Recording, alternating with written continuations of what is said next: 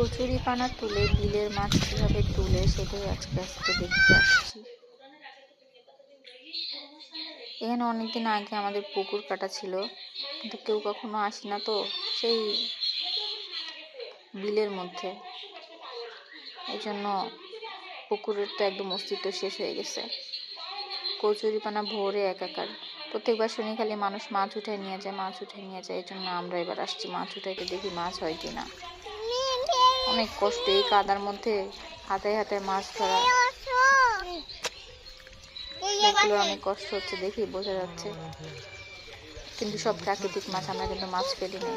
মাছ ফেলছি যখন পুকুর কাটছিলাম তখন, সে অনেক আগের কথা।